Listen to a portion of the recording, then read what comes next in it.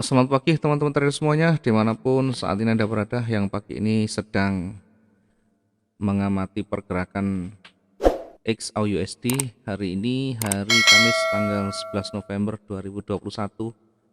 Saat ini jam di kami menunjukkan 6.17 menit waktu Indonesia Barat, di pergerakan candle yang baru dimulai dan belum selesai, sehingga kita belum bisa melihat endingnya seperti apa.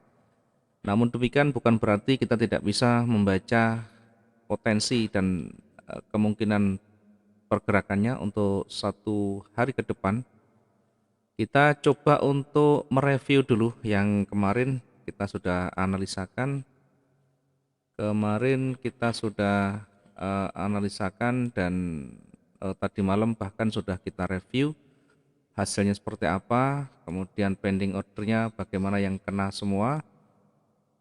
Kemudian ada news yang berdampak cukup besar dan menjadi tren baru, kemudian masih dilanjut dengan gerakan selanjutnya. Tadi malam sempat kita di kelas sempat kita sampaikan bahwa ketika pasar sudah melewati level psikologinya, bahkan sudah saya garis tadi malam untuk level psikologinya, di time frame yang besar pun kita sudah tarik garis psikologi atau area resisten yang kuat di sini. Kemudian ternyata di breakout di time frame yang kecil pun tampak breakoutnya kuat sekali, sehingga sudah kita sampaikan jangan dilawan ketika XAU-nya sudah membentuk atau sudah muncul big player-nya. Kemudian dari pergerakan ini di time frame H1 pula kita sudah review tadi malam, marketnya pas berjalan, kemudian ada pertanyaan kira-kira sampai di mana.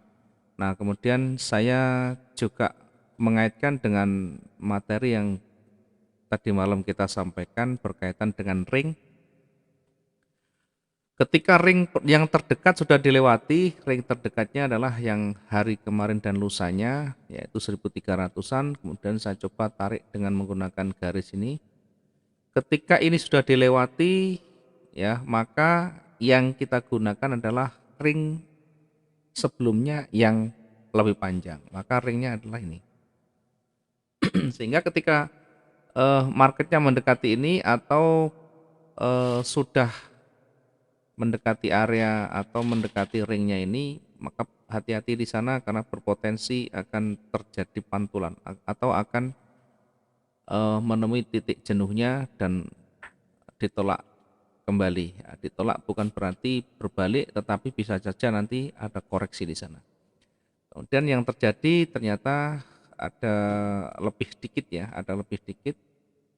Kemudian di area di situ mulai ditolak, dan sudah kita sampaikan kalau sudah panjang emas, kalau sudah malam panjang biasanya mendekati jam 10 itu, maka eh, kemungkinan besarnya sampai pagi akan bergerak sebahu atau selehernya, ya, sebahu atau selehernya, dan akan stabil di sana. Kemudian kalau sudah seperti ini, apakah akan lanjut? Nah, ini kebiasaannya, ya tentu tidak selalu, tetapi yang umumnya begini, kalau misalkan sudah panjang, ini biasanya nanti akan cukup lama untuk konsolidasi dulu, ya.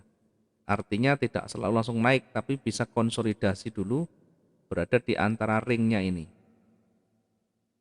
Akan konsolidasi berada di ringnya ini, ya. Silakan nanti diuji, silakan nanti dicoba.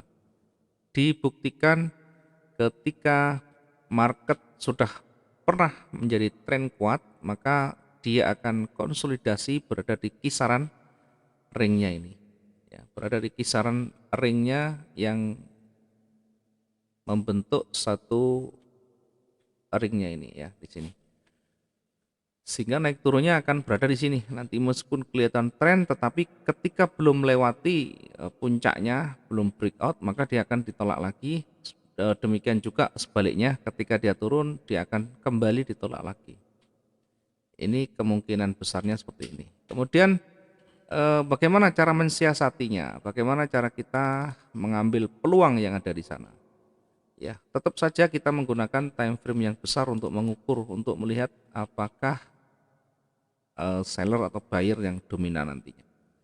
Kita masuk di time frame besar ini, kita lihat apakah di sana ada level psikologi. Ya, mungkin cukup jauh ya. Di atas ada level psikologinya ya, di atas ada level psikologi tapi cukup jauh. Kemudian di bawahnya persis berada di sana ada level psikologi juga, sehingga ini persis berada di tutupannya, persis berada di tutupan kemarin. Maka kita bisa jadikan sebagai area uji ya, ketika yang di atas tadi naik turunnya ya, setidaknya kita uji dulu di terdekatnya. Yang penting kita tahu di level psikologinya ini marketnya lagi datar atau persis berada di sana, tertahan di sana di time frame besar tadi. Kemudian kalau kita lihat di time frame H4 ya, posisinya tetap berada di tengah, masih berada di tengah. Tidak ada petunjuk yang cukup signifikan, sehingga ini yang bisa kita dapatkan adalah candle tebal warna hijau dengan sumbunya di atas. Sehingga eh, pola ini kalau kita membaca karakternya, ini dominan buyer tapi ada penolakan seller yang cukup besar. Di D1 kelihatan, di time frame yang besar ini kelihatan ada penolakan seller yang hampir sama atau sama dengan volumenya. Sehingga ini patut dipertimbangkan tadi, meskipun dominan buyer tapi akan ada penolakan seller yang tadi kita sudah gariskan, gambarkan di time frame yang kecil akan berada di antara ring itu. Maka kita tandai dulu untuk yang terdekatnya, kita bisa manfaatkan level terdekatnya. Ini kelihatan pendek tapi jauh. Di atas dan di bawah kita bisa ambil level psikologi yang terdekat. Ini cukup cukup nyaman untuk kita ambil peluang di sana ya. Lebih baik dan lebih mudah kita dapatkan yang terdekatnya. Kita bisa taruh buy stop di sana. Buy stop di sana dengan harga 1852,48. Kemudian di bawah kita bisa ambil sell stop di sana. Sell stop di 1845,18. Tentu ini harus dibarengi dengan risk management, di mana resikonya yang sell stop resiko taruh di atasnya atau di level psikologi di sini boleh ya, taruh di sini 1850 boleh. Ini sudah cukup banyak 500-an ya. Kemudian kalau mau risk dan reward tentu TP-nya ya minimal sama, kasih sama atau terdekat di sini lebih baik di angka 1841 untuk sell-nya. Kemudian untuk buy stop-nya targetnya di ujung di sini, ini sekitaran 500-an, atau bisa nanti cut atau di close sebelum tercapai target pun tidak menjadi masalah. Yang penting profit kita amankan. Batasan resikonya kita bisa ukur di dekat, ada di sini 300 ini boleh, atau kita taruh di bawah pun boleh. Di dekat di level psikologinya ini di area sell stopnya. Ya, tergantung bagaimana kita terbiasa dan rela kita melepaskan kerugian itu di angka berapa. Yang pasti jangan terlalu jauh. Ya, batasi maksimal maksimal 500 saja dulu. Oke. Kemudian berikutnya di level selanjutnya di sini ada level berikutnya di 1841, sekian ini kelihatan kecil karena ada candle yang panjang, maka ini sebenarnya 500 lebih, enggak sampai. Oke. Ketika sudah melewati level psikologinya,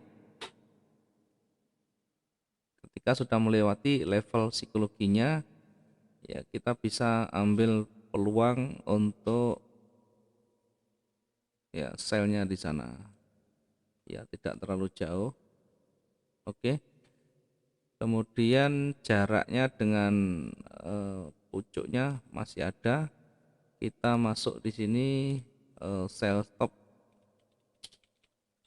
di 1842,68 ya. Yang tadi ini di atas, ini di sini. Kemudian yang di atas kita taruh di sini ada level yang lebih tinggi. Kalau ini breakout di sana, kita bisa taruh di sini. Kemudian di atasnya harus ada ruangan untuk kita ambil take profitnya ya. Oke, kita taruh di sini buy stopnya di 1856,09. Ya, kemudian di puncaknya kita taruh di sini limit ya, kita taruh limit untuk memanfaatkan koreksi sebentar ya, karena kalau sudah naik maka kemungkinan besarnya masih akan lanjut. Jadi tren itu kalau sudah kembali ke rel utama nanti kembali akan lanjut naik. Ini pakai limit untuk mengambil peluang koreksinya ya, kita bisa taruh limit di sana. Kemudian yang di bawah kita lihat apakah ada levelnya. Cukup jauh